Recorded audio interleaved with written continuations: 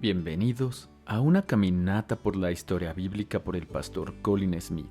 Soy Rodrigo Gómez y hoy recorreremos Juan capítulo 16, versículos 4 al 15, en la sesión Espíritu. Algunas personas que tienen razonablemente claro que Dios es el Padre y Dios es el Hijo, están bastante confundidas cuando se trata de Dios el Espíritu Santo. Entendemos que sin el Padre, el Hijo nunca habría sido enviado al mundo. Podemos ver que sin el Hijo no habría habido sacrificio en la cruz, ni tumba vacía, y no podríamos ser salvos. Pero ¿qué pasaría si no existiera el Espíritu Santo? ¿Qué diferencia habría? ¿Qué importancia tiene esta tercera persona de la Trinidad?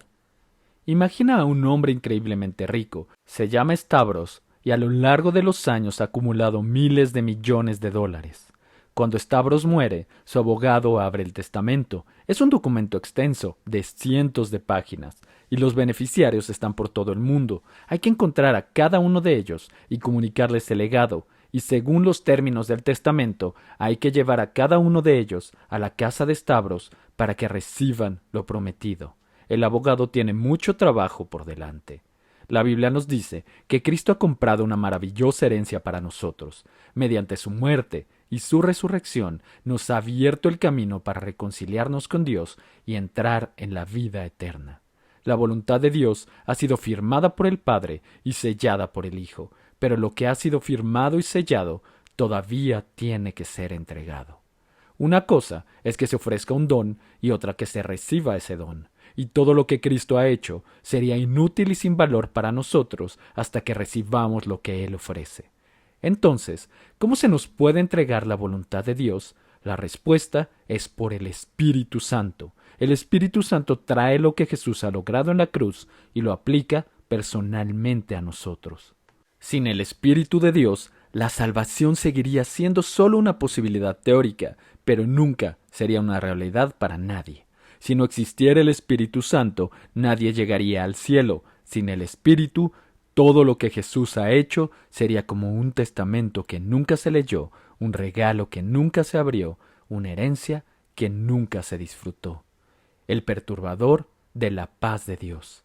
Cristo ofrece el perdón de los pecados, la justicia de lo alto y la liberación del juicio. Pero la mayoría de la gente no siente que necesita lo que Cristo ofrece. Por eso, la primera obra del Espíritu Santo es perturbar nuestra paz. Cuando Él, el Espíritu Santo, venga, convencerá al mundo de pecado, de justicia y de juicio. Juan 16:8. Piensa en abrir una lata de pintura. Probablemente utilizarías un destornillador u otro tipo de palanca para abrir la tapa. Alrededor de la tapa de la lata hay un borde que funciona como un pivote para la palanca. Si no hubiera un borde, la palanca no tendría nada de lo que tirar. Una palanca tiene que tirar de un pivote. El Evangelio es como esa palanca y depende de la conciencia del pecado como su pivote. Si una persona no tiene sentido del pecado, el Evangelio no tendrá tirón en la vida de esa persona y será como una palanca sin pivote.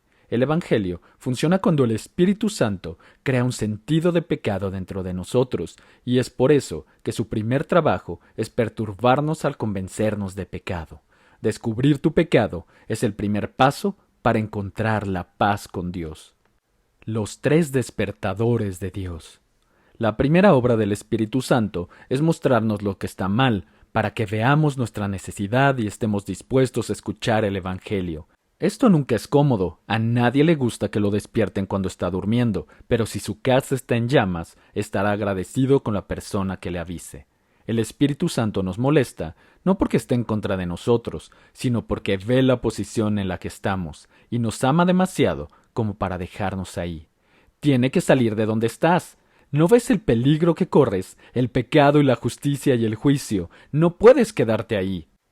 Mi esposa Karen y yo tenemos 3 despertadores en nuestro dormitorio. El primero nos despierta suavemente con música. El segundo está programado con unos minutos más tarde en caso de que nos durmamos con el primero, y es más perturbador.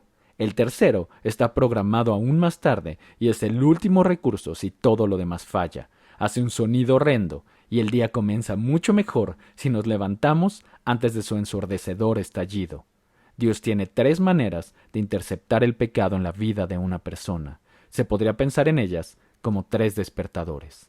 La primera Es el trabajo suave del Espíritu de Dios, abriendo tu conciencia y revelando lo que está mal para que puedas cambiarlo. Si te duermes, el Espíritu Santo puede hablar más fuerte y directamente. Esto es lo que ocurrió con David. Dios expuso su pecado a través del profeta Natán. Se hizo de conocimiento público y en ese momento David se volvió a Dios en arrepentimiento. Si una persona ignora la segunda alarma de Dios, su situación se vuelve peligrosa. Esto es lo que le ocurrió a Faraón. Dios le envió a Moisés, pero el faraón se negó a escuchar la orden de Dios, incluso cuando se le confrontó directamente. Siguió endureciendo su corazón y finalmente el faraón cayó bajo el juicio de Dios. Considera estas tres alarmas: el trabajo silencioso del Espíritu de Dios en la apertura de la conciencia, Dios exponiendo un pecado secreto y el juicio directo de Dios Todopoderoso. ¿Cuál de estas tres te gustaría que Dios usara para despertarte? Mostrarnos nuestro pecado es la primera obra del Espíritu. Gracias a Dios, no es la última. Él nos despierta nuestros pecados, pero nunca nos deja ahí. Encender el foco. Cuando un edificio está iluminado, puedes ver su belleza, pero sin el reflector, su belleza quedaría oculta en la oscuridad. El Espíritu Santo es como un reflector que ilumina a Jesús. Él ilumina la verdad que sin Él no veríamos. Él abre nuestro entendimiento para ver quién es Jesús y lo que ha logrado. Jesús dijo: cuando venga el Consolador, dará testimonio de mí. Juan 15:26. El Espíritu Santo me glorificará porque tomará de lo mío y se lo hará saber a ustedes. Al igual que el reflector, el Espíritu Santo no se centra en sí mismo, sino que dirige nuestra atención a Jesús. El Espíritu Santo tiene un hermoso ministerio, nos muestra nuestra necesidad de un Salvador y nos muestra que Jesús es el Salvador que necesitamos. Luego, une a los dos. El Espíritu Santo es el casamentero del cielo. Él nos trae a Cristo y nos une a Cristo para que todo lo que Jesús logró en la cruz se convierta en nuestro. El Espíritu Santo es una persona. Hablando del Espíritu Santo, Jesús dijo: yo rogaré al Padre y Él les dará otro Consolador para que esté con ustedes para siempre. Observa que Jesús nos dice: les enviaré ayuda. Dice: les enviaré un Consolador. Durante 3 años, Jesús había sido el consejero de los discípulos, y el Espíritu Santo seguiría siendo todo lo que Jesús había sido para ellos. El Espíritu Santo es tan persona como el Padre y el Hijo, así que no debemos pensar en Él simplemente como un poder o una fuerza. La Biblia habla de mentir al Espíritu Santo y de contristar al Espíritu, Hechos 5:3 y Efesios 4:30. No se puede mentir a una fuerza y no se puede contristar a un poder. Una ráfaga de energía nunca podría ser para los discípulos todo lo que era Jesús. Jesús dijo a sus discípulos: yo voy al Padre, en Juan 14:2, pero yo rogaré al Padre y Él les dará otro Consolador para que esté con ustedes para siempre, es decir, el Espíritu de verdad. Pero entonces Jesús dijo: vendré a ustedes. La presencia del Espíritu con los discípulos significaría que Cristo mismo estaba realmente con ellos. Entonces Jesús dijo algo aún más sorprendente: si alguien me ama, guardará mi palabra, y mi Padre lo amará, y vendremos a él y haremos con él morada.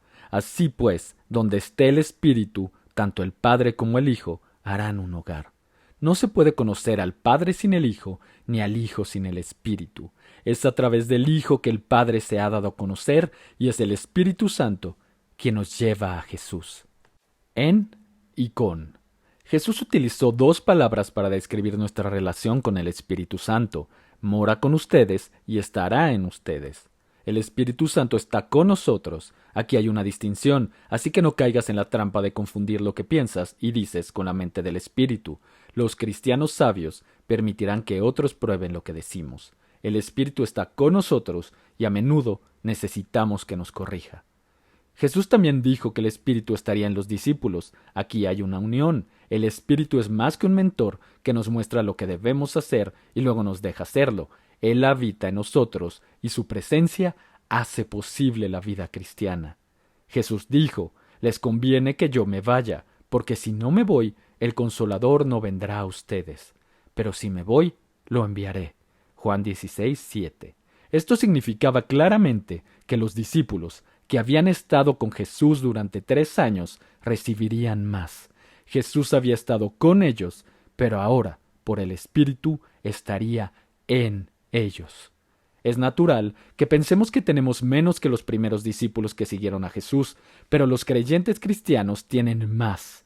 El Espíritu Santo, el Espíritu de Jesús mismo, vive en ti.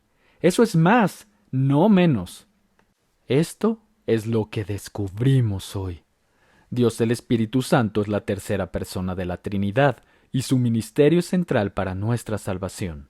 No podríamos ser salvados sin la obra del Hijo de Dios en la cruz, y no seríamos salvados sin la obra del Espíritu de Dios en nuestros corazones. El Espíritu Santo nos perturba para que veamos nuestro pecado y comprendamos nuestra necesidad del Salvador. Y así como perturba, también ilumina para que podamos ver la gloria de Jesús. Si has llegado a la fe en Jesús, el Espíritu de Dios vive en ti. 1 Corintios 6:19.